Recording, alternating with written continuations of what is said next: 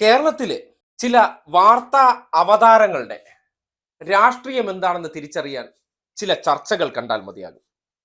അങ്ങനെ ഒരു ചർച്ചയാണ് കഴിഞ്ഞ ദിവസം ന്യൂസ് 18-ൽ നടന്നത്. NSS ജനറൽ സെക്രട്ടറി ആയിട്ടുള്ള ജി സുകുമാരൻ നായർ അദ്ദേഹം ഇടതുപക്ഷത്തെ പിന്തുണച്ചു. ആ ഇടതുപക്ഷത്തെ പിന്തുണച്ചതിൽ കേരളത്തിലെ കുറച്ച് RSSകാർക്ക് മാത്രമല്ല, ചാനൽ അവതാര വേഷം കെട്ടിയിരിക്കുന്ന സംഘികൾക്കും അതേ മനോഭാവമാണ്. അതുകൊണ്ടാണ് കഴിഞ്ഞ ദിവസം ന്യൂസ് 18 ചാനൽ, അറിയാലോ, അംബാനി ചാനൽ, ആ ചാനൽ നടത്തിയ ചർച്ചയിൽ സുകുമാരൻ നായരെ പുലഭ്യം വിളിക്കാൻ വേണ്ടി ഒരാളെ ഇറക്കുമതി ചെയ്തു. ചാനൽ ചർച്ചയിലൊക്കെ വിളിക്കേണ്ട യാതൊരു യോഗ്യതയുമില്ല.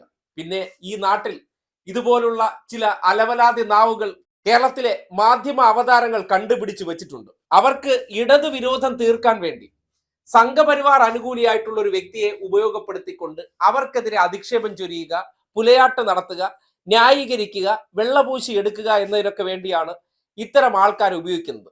അങ്ങനെയാണ് ഷാബു പ്രസാദിനെ വിളിച്ച് ഈ വിഷയത്തിൽ ചർച്ചയ്ക്കിരുത്തിയത്. ആരാണ് ഷാബു പ്രസാദ് ഈ വിഷയത്തിൽ അഭിപ്രായം പറയാൻ?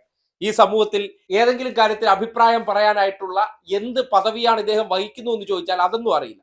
അതൊക്കെ അവതാരങ്ങൾ കണ്ടെത്തിക്കൊണ്ടുവരും. അങ്ങനെ സംഘപരിവാറിന്റെ ലേബലിൽ കൊണ്ടുവന്നിരുത്തി NSS ജനറൽ സെക്രട്ടറിയെ പുലയാട്ട് നടത്തുമ്പോൾ ആ അവതാരം ഒരക്ഷരം മിണ്ടാതെ മൗനം കൊണ്ട് അതിനെ പിന്തുണയ്ക്കുന്ന കാഴ്ച നോക്കി. എന്നിട്ട് നിങ്ങൾ പറയൂ, കേരളത്തിലെ ചില അവതാര വേഷം കെട്ടിയിരിക്കുന്നവർക്ക് രാഷ്ട്രീയം ഉണ്ടോ ഇല്ലയോ എന്ന്. ഒരാളെ ക്ഷണിച്ചു കൊണ്ടുവന്നിരുത്തി മറ്റൊരാളെ പുലഭ്യം പറയുമ്പോൾ ഒരു ചാനൽ ഫ്ലോർ ആണ്, അതിൽ ഇടപെടേണ്ടതുണ്ട്, സഭ്യമായ ഭാഷയിൽ സംസാരിക്കേണ്ടതുണ്ട് എന്ന് പോലും ഇടപെട്ട് വിലക്കാതെ ആ ചാനൽ ചർച്ചയിൽ പങ്കെടുത്തുകൊണ്ടിരിക്കുന്ന മറ്റൊരു അതിഥിയായിട്ടുള്ള മുതിർന്ന മാധ്യമ പ്രവർത്തകൻ ജേക്കബ് ജോർജ് ആണ് പരിധി വിട്ട വാക്കുകൾ എത്തിയപ്പോൾ ഇടപെടുന്ന കാഴ്ച.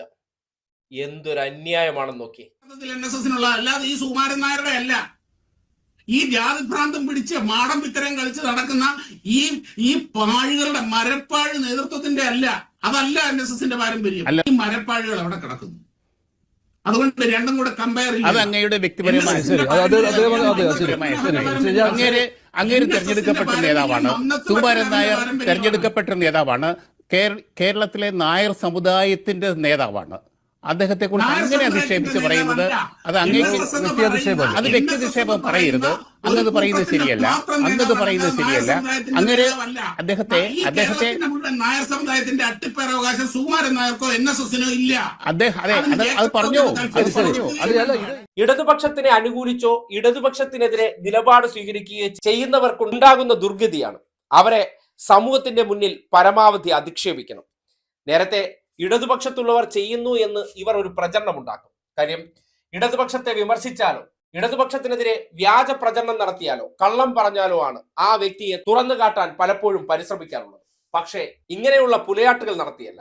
ഒരു ചാനൽ ക്യാമറയ്ക്ക് മുന്നിൽ വന്നിരുന്ന് ഒരു വ്യക്തിയെ പരമാവധി അധിക്ഷേപിക്കുകയാണ്. അധിക്ഷേപിച്ച് അദ്ദേഹം എടുത്ത തീരുമാനത്തിൽ നിന്ന് പിൻവലിപ്പിക്കാൻ വേണ്ടി കേരളത്തിലെ മാധ്യമ പ്രവർത്തകർ എന്ന പരിവേഷത്തിലിരിക്കുന്ന സംഘപരിവാറുകാരുടെ ഓരോരോ നീക്കങ്ങളാണ് ഇതിലൂടെ കാണാൻ കഴിയുന്നത്. എന്തായാലും അന്തിച്ചർച്ചകൾ എന്ന് പറഞ്ഞാൽ ചിലരെ വ്യക്തിവൈരാഗ്യം തീർക്കാനുള്ളതോ അല്ലെങ്കിൽ ഇടതുപക്ഷവുമായി ചേരുന്നവരെ വേട്ടയാടാൻ കൂടിയുള്ള ഇടമാണെന്ന് ബോധ്യപ്പെടുത്തുന്ന ദൃശ്യമാണ്. ഒരു അവതാരം എന്നുള്ള നിലയ്ക്ക് ഇത്രമാത്രം മോശം പദപ്രയോഗം നടത്തുമ്പോഴും അത് കേട്ട് ഉള്ളാലെ സന്തോഷിച്ചിരിക്കുന്ന ഇവനെപ്പോലുള്ള RSSകാർ അല്ലെങ്കിൽ സംഘപരിവാറുകാരാണ് കേരളത്തിലെ മാധ്യമ പ്രവർത്തന രംഗത്തെ കഴിഞ്ഞ കുറെ കാലമായി നിയന്ത്രിച്ചുകൊണ്ടിരിക്കുന്നു എന്നുള്ളൊരു യാഥാർത്ഥ്യം കൂടി നാട് മനസ്സിലാക്കണം. സുകുമാരൻ നായർ ഒരു വസ്തുത പറഞ്ഞു. ഇന്നലെ വരെ ഇവർക്ക് പരമസ്വീകാരനായിരുന്ന വ്യക്തി പെട്ടെന്ന് അനഭിമതനായി മാറുകയാണ്. അതിനൊറ്റ കാരണമേ ഉള്ളൂ, അദ്ദേഹം ഇടതുപക്ഷ അനുകൂല നിലപാട് സ്വീകരിച്ചു. ഇത് നിങ്ങൾക്ക് മറ്റൊരു രീതിയിൽ കൂടി കാണാം. കേരളത്തിൽ കോൺഗ്രസ് വിട്ട് BJPയിൽ പോകുന്ന നേതാക്കന്മാരെ ആരും വലിയ തോതിൽ തെറി വിളിക്കുന്നതോ അല്ലെങ്കിൽ മാധ്യമ പ്രവർത്തകർ കുറ്റം പറയുന്നതോ നിങ്ങൾക്ക് കാണാൻ കഴിയില്ല. നേരെ മറിച്ച് ഇടതുപക്ഷത്തേക്ക് വന്നു കഴിഞ്ഞാൽ പ്രത്യേക ചർച്ചയായി, അധിക്ഷേപമായി, അവരുടെ കുറ്റവും കുറവും കണ്ടെത്തലായി, പോരാത്തതിന് അവരെ സോഷ്യൽ മീഡിയയിൽ ഉൾപ്പെടെ ഫേക്ക് ഐഡിയിലൂടെ പൂര തെറിവിളിയായി ഇതാണ് വച്ച് നടത്തുന്നത്. കേരളത്തിലെ സവർണ RSSകാർ നടത്തുന്ന മാധ്യമ സ്ഥാപനങ്ങൾക്കകത്തിരിക്കുന്ന പലരുടെയും രാഷ്ട്രീയം എന്താണെന്ന് ഈ ചർച്ച നയിച്ച മഞ്ജുഷിന്റെ മൗനത്തിൽ നിന്ന് കൃത്യമായി തെളിയുന്നുണ്ട്. ഇത് തന്നെയാണ് പല സ്ഥാപനങ്ങളിലും ഇന്ന് വെച്ച് നടത്തുന്നത്.